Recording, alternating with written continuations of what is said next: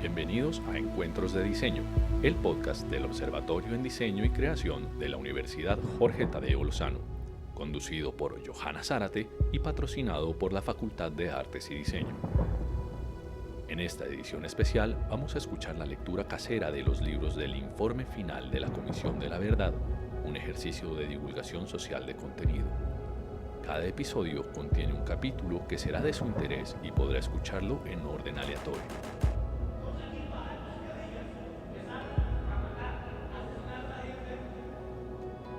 Hola a todos y todas. En esta edición especial de Encuentros de Diseño queremos apoyar a una iniciativa ciudadana de lectura casera del informe de la Comisión de la Verdad. En este episodio escucharemos a Rita Astrid Rodríguez Mendoza, docente e investigadora en español, literatura y artes, en pedagogía e historia de la educación en Colombia y América Latina, curadora e historiadora del arte y ensayista. Esperamos que sigan con esta lectura y la compartan con el mundo. Escuchemos. Informe final, Comisión para el Esclarecimiento de la Verdad, la Convivencia y la No Repetición. No matarás, relato histórico del conflicto armado. No matarás, el primer mandamiento de la democracia colombiana. De la paz política a la guerra insurgente, 1958-1978. 11. Golpear y huir. La mayor influencia que tuvieron las guerrillas del mundo durante la década de los 60 fue la Guerra de Vietnam. El Frente de Liberación de Vietnam, Vietcong, se enfrentó en una guerra asimétrica no solo con el ejército de Vietnam del Sur, sino con uno de los más imponentes del planeta, el de Estados Unidos. Lo hizo bajo un esquema de guerra popular basada en la estrategia maoísta de acumulación de fuerzas y liberación de territorios antes de la toma del poder. Así, el Vietcong desarrolló al extremo los métodos de la guerra de guerrilla. El Che Guevara instaba a construir 2, 3, muchos Vietcong. Estados Unidos creyó por muchos años que estaba ganando la guerra de Vietnam porque contabilizaba por millones los cadáveres de sus enemigos, mientras los suyos se contaban por miles. Sin embargo, acusaba un profundo desgaste. Con cada soldado muerto en campos minados y emboscadas, se enfrentó a la realidad de que su ejército no sabía enfrentar la guerra irregular. En las calles de las ciudades estadounidenses creció el rechazo al conflicto. La opinión pública y los afectos de la gente se convirtieron en otro campo de disputa. En ese marco internacional se desarrollaron los primeros años de la insurgencia colombiana. Los fundadores del ELN fueron instruidos en Cuba y copiaron la teoría del foco guerrillero que había funcionado de manera excepcional en la isla. La mayoría de sus dirigentes salieron de las juventudes del Movimiento Revolucionario Liberal, que era un grupo opositor al Frente Nacional fundado desde 1959 por Alfonso López Miquelsen. Los primeros guerrilleros helenos se insertaron en el Magdalena Medio, por ser esta una región con una larga historia de luchas que iban desde los comuneros hasta las huelgas obreras y la resistencia liderada por Rafael Rangel. A diferencia de las FARC, que habían nacido arraigadas en territorios y poblaciones campesinas específicas, el ELN nació del voluntarismo y de la idea de un vanguardismo armado de un grupo de estudiantes y trabajadores que creyeron que la revolución podía hacerse en pocos años. Insertaron una guerrilla relativamente pequeña en la selva, mientras grupos urbanos cometieron actos de violencia y propaganda armada efectista. Entre junio y diciembre de 1963 estallaron por lo menos 120 artefactos explosivos en distintas ciudades del país, especialmente en Bogotá y Barrancabermeja. El 7 de enero de 1965, la nueva guerrilla, que llevaba 6 meses preparándose, se tomó el municipio de Simacota, Santander. 4 guerrilleros vestidos de civil, sin ninguna insignia del ELN, aparecieron en la puerta de la comisaría y mataron al sargento y a 2 agentes de la policía. En esa toma participó Nicolás Rodríguez Bautista, conocido como Gavino, cuando tenía 15 años. Luego lo recordaría así, abro comillas. Los compañeros con las armas recuperadas fueron recorriendo el pueblo.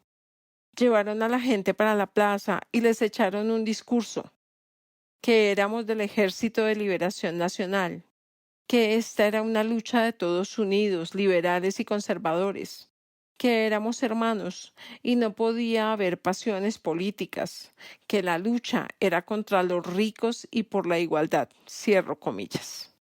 Tomado del libro Camilo camina en Colombia de Rópez Vigil.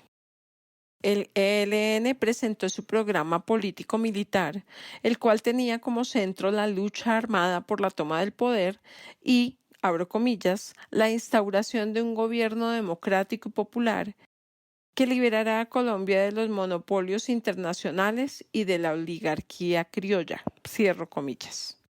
Tomado del manifiesto de Simacota, del Ejército de Liberación Nacional ELN.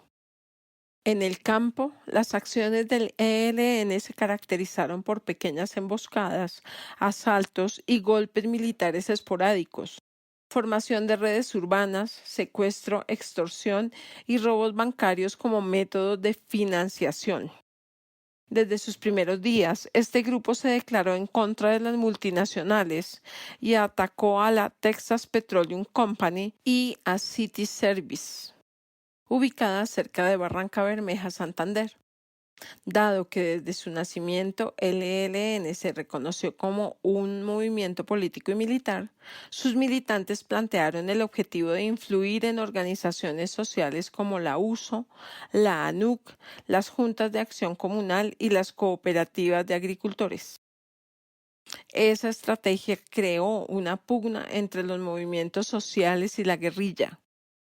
En el interior de algunas organizaciones sociales se presentaron discusiones sobre su independencia respecto a las guerrillas y a los partidos políticos.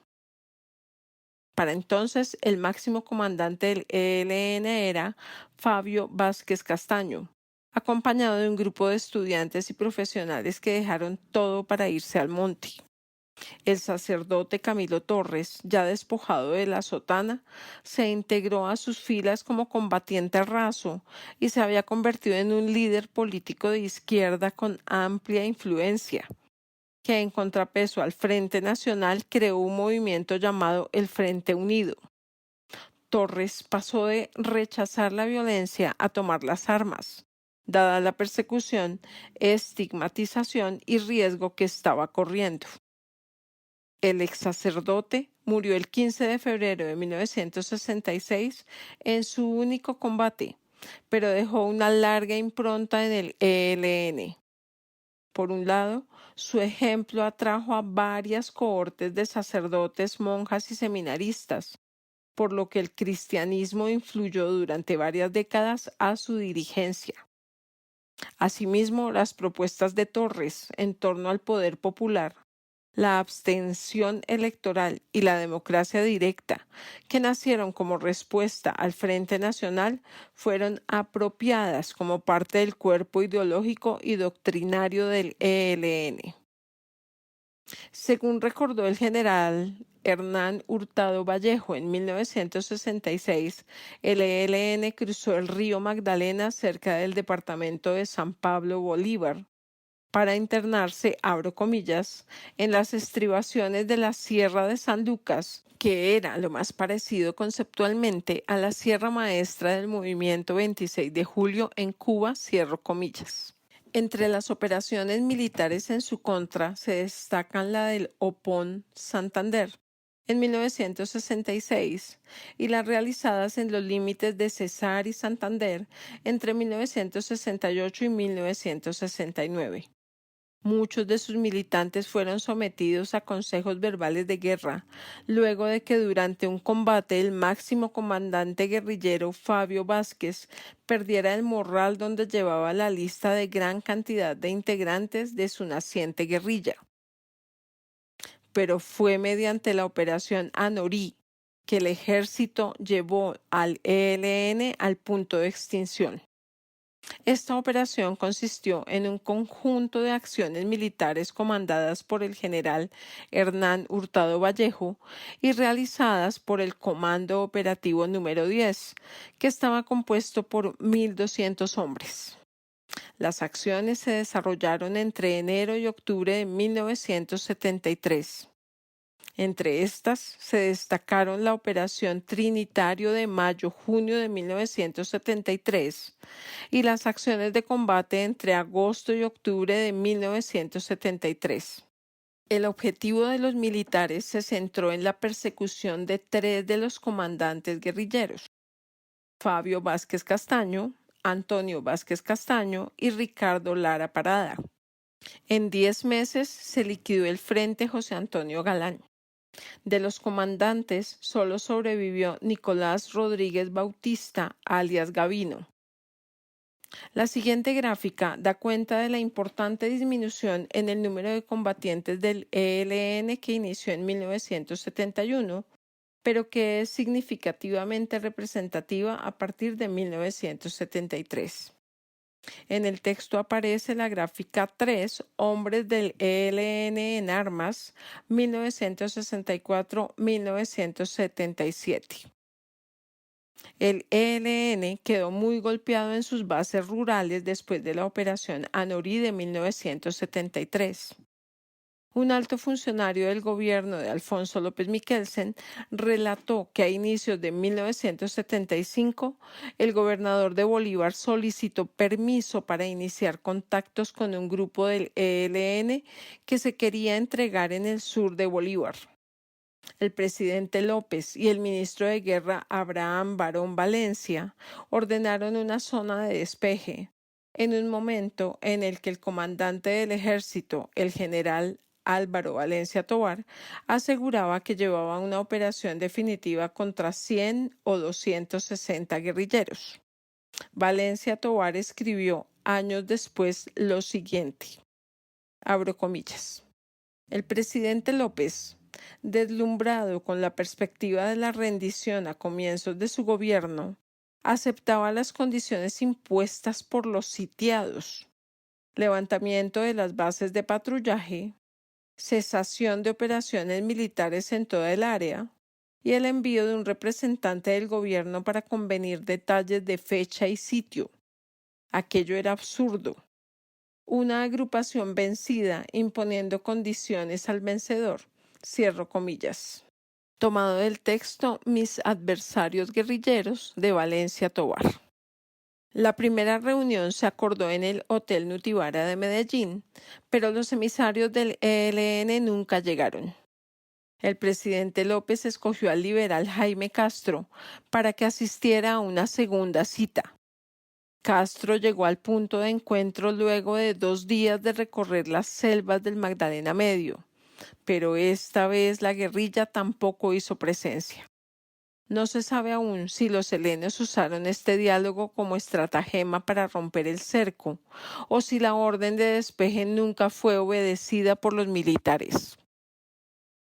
Este intento de negociación creó una fisura insalvable entre el gobierno de López y el general Álvaro Valencia Tovar, quien consideraba que la rendición de los guerrilleros debía hacerse ante el ejército victorioso, para que la sociedad entendiera que, con los métodos adecuados, la guerrilla podía ser vencida militarmente. Para la administración de López, en cambio, se trataba de un esfuerzo por poner fin a la subversión de manera pacífica. Según señaló a la Comisión de la Verdad un funcionario del gobierno de López, los diálogos con el ELN eran una, abro comillas, solicitud a la cual el gobierno no se podía negar, y menos un gobierno liberal que había llegado con semejante respaldo democrático, cierro comillas. Así se mantenían las diferencias entre el poder civil y el militar en torno a la relativa autonomía que tenían los militares para el manejo del orden público y la obligación que tienen los presidentes de buscar la paz. El episodio le costó la salida del ejército a Valencia Tovar. Tanto él como Alberto Ruiz Novoa terminaron sus carreras con agrias disputas con el gobierno de turno. Estos y otros casos que ocurrieron más adelante, como los de los generales Fernando Landazabal Reyes en 1984 y Harold Bedoya en 1996, son presentados en la narrativa de la fuerza pública como evidencia de la obediencia de los militares al poder civil. Este fallido intento de paz puede considerarse un temprano reconocimiento de que Colombia enfrentaba un conflicto armado interno y no un simple problema de orden público, que un pacto de paz no es una rendición y que podía aplicarse el derecho de gentes del que el propio López se volvió gran promotor en sus años posteriores. Por esos años, el cantante Jorge Villamil intentó impulsar una negociación entre Manuel Marulanda Vélez y el general José Joaquín Matallana. Ambos se cruzaron cartas y enviaron misivas al gobierno, pero éstas quedaron en la historia como efímeras intenciones de acercamiento en la búsqueda de resolver el conflicto. Lo que quedó del ELN se consumió por dentro en sus primeros años por las purgas y divisiones internas. Aunque esto sucedió en todas las guerrillas, en este caso algunos de los fundadores terminaron fusilados en medio de contradicciones políticas que fueron resueltas en consejos de guerra. En el contexto de este autoexterminio, se dio en 1975 el relevo de Fabio Vázquez Castaño, quien se refugió en Cuba hasta su muerte en 2018. En febrero de 1977 fue capturada su red urbana. Durante los siguientes años, el ELN se mantuvo atomizado, con núcleos que echaron raíces en Arauca, en el sur de Bolívar, en Antioquia y en las ciudades, pero sin un mando unificado. A principios de los años 80 se dio la reunificación de los diversos grupos y logró crecer y expandirse, apoyado en las rentas del secuestro y los pagos que le hicieron multinacionales petroleras durante la construcción del oleoducto Caño-Limón-Coveñas. En 1967 se creó la tercera guerrilla del país, el Ejército Popular de Liberación (EPL), como brazo armado del Partido Comunista de Colombia marxista-leninista (PCML), que a su vez fue una disidencia del Partido Comunista Colombiano en el marco de las purgas entre la Unión Soviética y China. Para el Ejército Popular de Liberación, la guerra debía hacerla el pueblo, guiado por una vanguardia política y armada. Así lo explicó Mario Agudelo, exintegrante de esta guerrilla, a la Comisión de la Verdad en entrevista colectiva. Abro comillas. Para nosotros, el Partido Comunista de Colombia marxista-leninista, PCML, era la vanguardia. Era quien tenía que trazar los lineamientos fundamentales para hacer realidad una revolución y para la construcción de esa nueva sociedad después de la toma del poder. Es decir, que el obrero raso no tenía conciencia de su verdadero papel y por eso había que formar un partido de esclarecidos que tenían perfectamente clara la idea de cuáles eran los cambios que se requerían. Cierro comillas.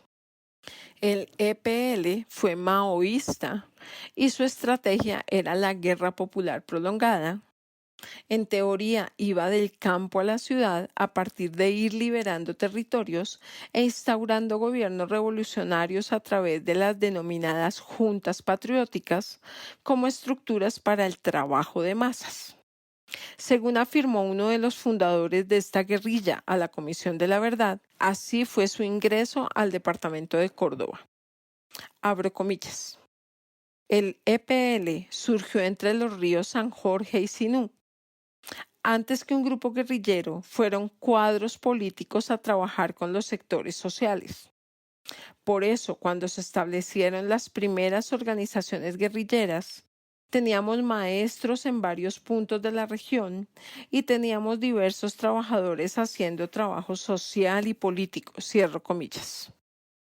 Este trabajo político fue posible porque en Córdoba había un histórico conflicto por el uso y tenencia de la tierra entre colonos, campesinos y hacendados. Como recuerda la fuente entrevistada, abro comillas, la mayor parte de esa población había sufrido la violencia de los años 50, cierro comillas. Según este testimonio, también fue importante para los fundadores del Ejército Popular de Liberación el encuentro con Julio Guerra, ex guerrillero liberal que había estado en las filas del movimiento revolucionario liberal y mantenía algo de armas e influencia en jóvenes de la región. Abro comillas. Cuando se comenzó a organizar la guerrilla hubo apoyo de actores sociales. Desde luego no todos los campesinos estaban de acuerdo con la guerrilla, pero la soportaban. Allí organizamos juntas patrióticas, que eran las que ejercían realmente el poder democrático. Entonces, fíjese, trabajaba el partido, trabajaba la base social y luego estaba el grupo armado. Cierro comillas. El EPL estuvo a punto de desaparecer en los primeros años de su existencia. Información del Gobierno Nacional indica que entre 1967 y 1969 el ejército tendió 2 cercos de aniquilamiento contra esta guerrilla, con los que buscaba, abro comillas, acabar con los levantamientos campesinos contra terratenientes de la región y con la invasión de fincas con apoyo de esta guerrilla. Esos primeros años fueron traumáticos. Perdieron ideólogos, fundadores y responsables militares y sufrieron purgas y deserciones, cierro comillas.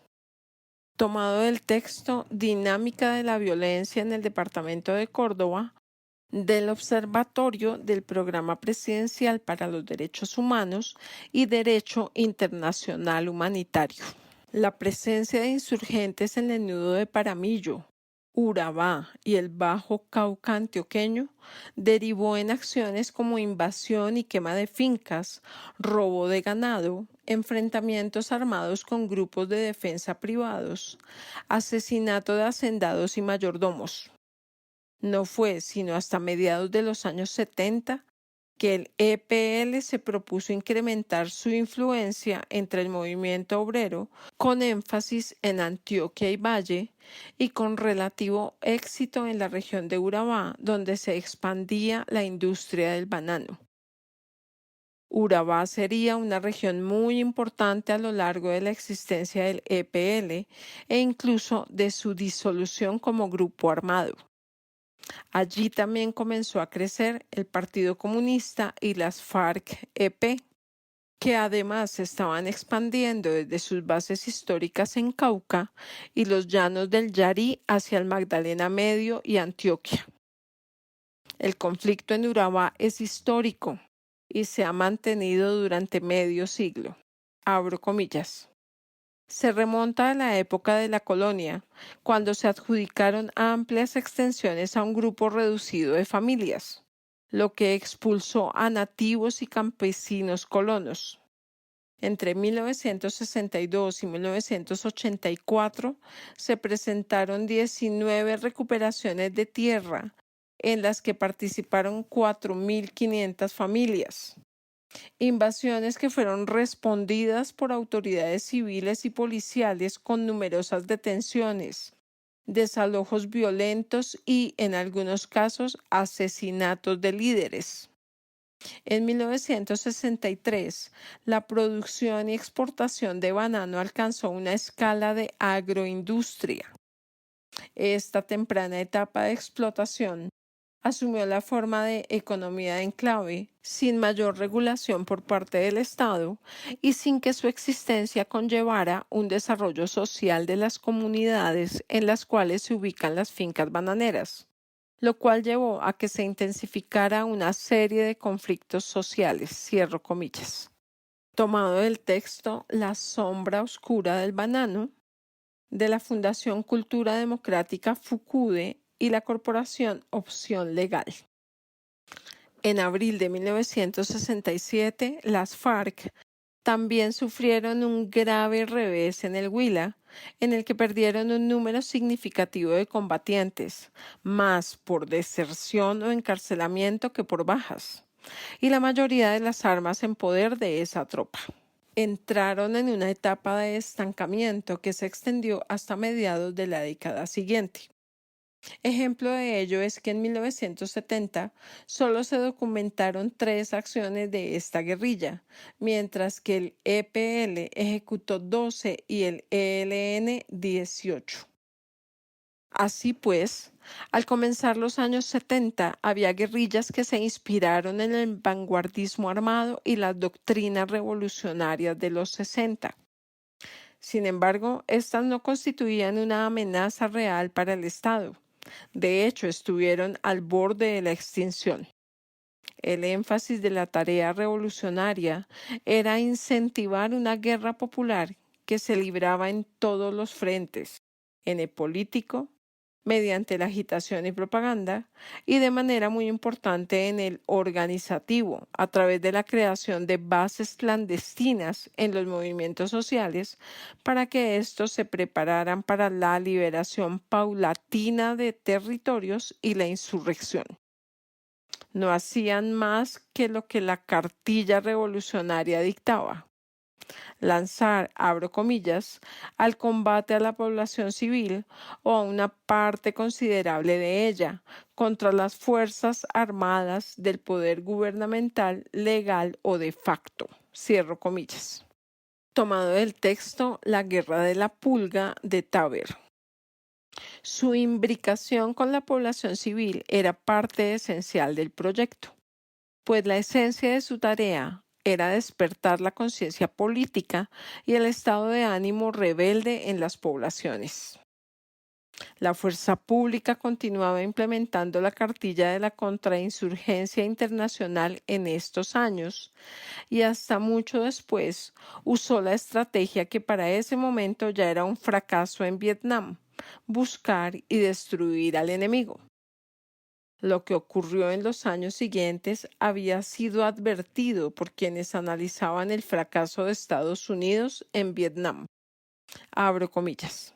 De acuerdo con experiencias recientes, parece improbable la derrota de una auténtica guerrilla, salvo que se usen métodos semejantes al genocidio. Los contrainsurgentes buscan una solución militar: arrasar a las guerrillas. Pero hay un impedimento político y económico que se los estorba. No pueden acabar con la población, ni siquiera con una parte importante de ella, cierro comillas. Tomado del texto citado anteriormente. Esta temprana advertencia señala el gran riesgo que encarna el trato de la población como enemigo.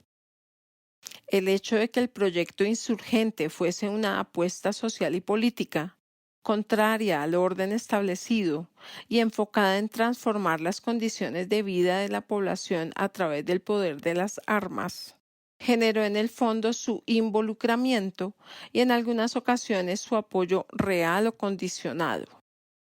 Esta situación, unida al estigma y al señalamiento de las zonas rojas o de presencia de guerrilla, derivó en la fijación de miles de seres humanos como blancos legítimos y su trato como rebeldes o subversivos desdibujó el Estado de Derecho. El principio de distinción que permite reconocer entre el combatiente y el civil no se tuvo en cuenta. Esa es una de las graves consecuencias de haber desarrollado en el territorio nacional una guerra irregular. Lectura casera hecha por Rita Astrid Rodríguez Mendoza. Acabamos de escuchar la lectura del informe de la Comisión de la Verdad, una entidad de Estado que busca el esclarecimiento de los patrones y causas explicativas del conflicto armado interno que satisfaga el derecho de las víctimas y de la sociedad a la verdad, promueve el reconocimiento de lo sucedido, la convivencia en los territorios y contribuya a sentar las bases para la no repetición mediante un proceso de participación amplio y plural para la construcción de una paz estable y duradera, con la cual Encuentros de Diseño desde la Universidad Jorge Tadeo Lozano se ha comprometido. Esperamos compartan estos audios y nos ayuden a su divulgación.